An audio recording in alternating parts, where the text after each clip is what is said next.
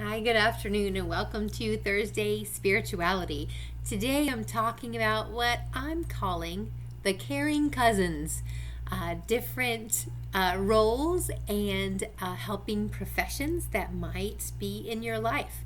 So, the impetus behind this particular installment of Thursday Spirituality is a while back, a friend of mine asked, So, is an AA sponsor just a spiritual director with a different name? And what a fantastic question, for one. And I really had to think about how to answer and then really think through my answer because I had sort of a gut feeling behind my response, which was yes, but it's complicated and more complicated because all these roles can look the same. So, a couple of caveats before I get started. First is that I haven't experienced all the roles that I'm going to be talking about. So, for example, I've never had a life coach. So, I'm talking about life coaching as one of the caring cousin roles, having not experienced that myself. And the second thing is that I have some notes I'm going to pull up on my screen here in a second, but I don't have a script. So we'll just see how this goes. Also, just a little bit of background. I trained as a Stephen minister, which is a lay caregiver in a Christian tradition, in 2004, so a ways back, and trained as a spiritual director in 2016. So those particular roles are near and dear to my heart. So, who are these people in our lives, and what are the similarities and differences between and among all of these roles? So first, a spiritual director is a person who has specific gifts and usually specific training who accompanies a person on their spiritual journey. So using the evocative method, the method of direction in which I'm trained, the director doesn't really do any directing, but instead directs the attention of the seeker to the movement of the Spirit in their life. So this Holy Spirit is the true director, and the spiritual director just goes, hey, what about? And asks some open-ended questions and helps very gently call attention to the holiness in everyday life. So those are my words for a spiritual director. The second helping professional that I'll say a word about is a therapist, a licensed mental health professional who helps a client with specific problems, improving their life, developing skills, reducing symptoms and effects of mental illness, and coping with the various challenges of life. So way different, but can sometimes look similar in that there are two people talking to each other. A pastor is a minister or a faith leader. Particularly when we say pastor, we're usually talking about that person in their role as spiritual support, encouragement, and care. So this is a person, a pastor, that might be ordained or not ordained, that might be the administrative leader and preacher in a faith community, and maybe not. So a separate but related role is a teacher, a person of authority in some religious traditions, like a guru, who has specific training in specific disciplines or topics or parts of a religious tradition.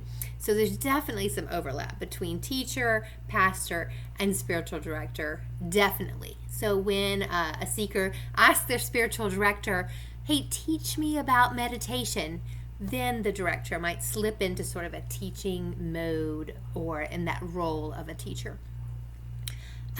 Another helping person in our lives are friends. I don't want to discount the power of friendship in any form or fashion. There's no training required to be a great friend, but hopefully you have friends in your life that have the same gifts that we're talking about as these professional folks for confidentiality and empathy, and their skills that we can develop in our friendships that I encourage you to spend some time thinking about. So the last couple of caring cousins, one, a life coach, looks a lot like a spiritual director. I have a friend who's a life coach who trained with me as a spiritual director. But there's often just a subtle difference in the set of skills. And usually a life coach doesn't have a spiritual focus, but maybe. The specific ideas and goals in life coaching are set by the person seeking the coaching, much as in spiritual direction. But there's often an emphasis on professional and personal issues, and it's distinct from giving advice or counseling, mentoring, or therapy. So you might hire a coach to help you with a specific professional goal, project, or transition. Finally, a sponsor in the 12-step recovery tradition is a sponsor is a person in recovery who's helping another person in recovery by offering understanding and support for their journey, using their own experience as a tool for walking with another. So all wonderful and powerful roles and different people that sometimes look the same when you see two people talking and encouraging one another. You think, who's in what role? And it could be any of those if you're making a casual glimpse from the outside. So just a few words about the differences between these roles. The first, obviously, is training and professional licensure. They're very widely between and among all of these. And then the level of authority that the caring cousin has, both real authority and also perceived authority, that there's usually sort of a power differential between the person who's seeking help and the person who's giving help, and that can vary between these different roles. The level of accountability expected of the person who's seeking help is different in these, and the sort of maybe the homework, for instance, that the helper might assign. There's some differences there.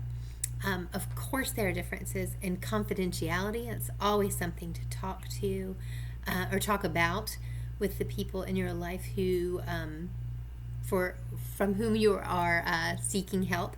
That, of course, a therapist and a pastor an ordained pastor have very specific expectations and even legality around confidentiality that that are not the same as in those other roles. And then there's also the potential for dual roles that might be different. For instance, your pastor can be your friend, most definitely, but your therapist probably shouldn't be your friend. And there's the potential for dual roles and also differences in boundary setting between and among these roles. So you might have your spiritual director as a friend, but it's a little bit iffy or a little bit touchy there. So there's some variation in the boundaries between helper and the person seeking help for the different roles. Also, expectations for payment and for formality. It's perfectly appropriate for you to pay your life coach, but maybe not appropriate to pay your friend. And for some of these, it would be fine to offer services for free, and sometimes not. So it wouldn't be appropriate for a therapist, perhaps, to offer their services for free just for fun. That might not be appropriate. Not sure.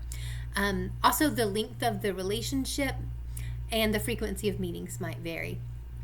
So, for instance, you'd call your 12-step sponsor whenever you need to, but there's not that same expectation with your pastor or spiritual director, certainly not with your therapist. More interesting to me than those differences that I've discussed are the similarities among these roles are really rich and wonderful to consider.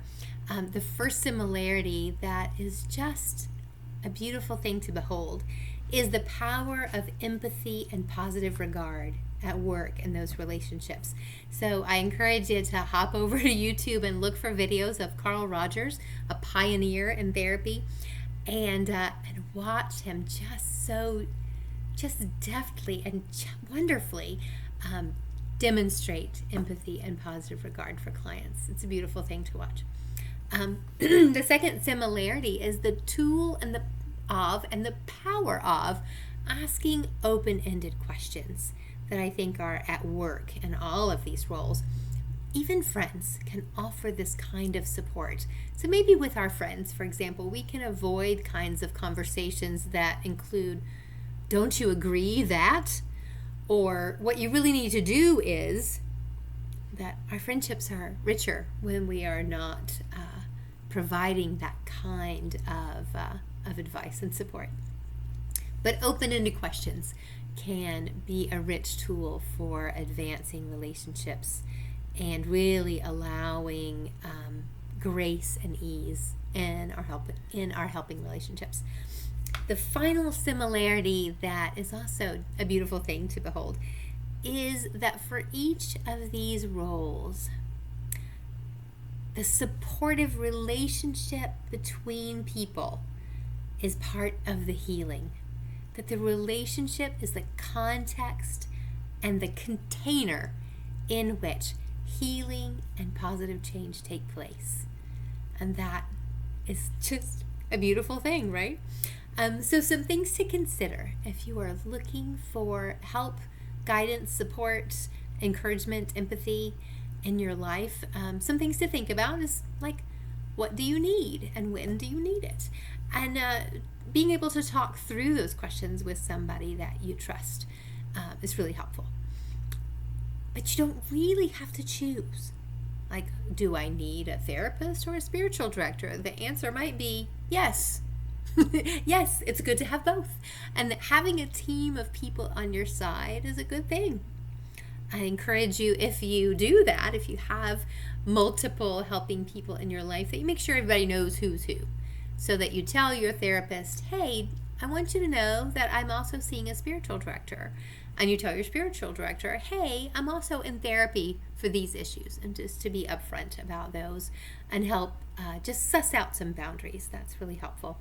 And then always ask the helping people in your life about their understanding of confidentiality and its limits, because those are good conversations to have with lots of people in your life, but particularly with people who are in your life to help and support you in specific ways. So again, this is helping professionals or caring cousins, and I hope this conversation has given you something to think about. I'm going to drop a little picture in the comments with a little mind map that I drew over here on my whiteboard of the different roles to help you remember. And also I'm going to make another comment that is the link to the YouTube of Carl Rogers, and having him just so lovingly and wonderfully refuse to offer a specific advice and to tell somebody what to do. So that's really fun to watch. If you have any questions, particularly about spiritual direction, I hope that you will reach out and shoot me an email, give me a call, and let's talk through what spiritual direction is and is not. Thanks so much, and have a great Thursday. Hope to see you Sunday for virtual worship at Shadow Rock UCC.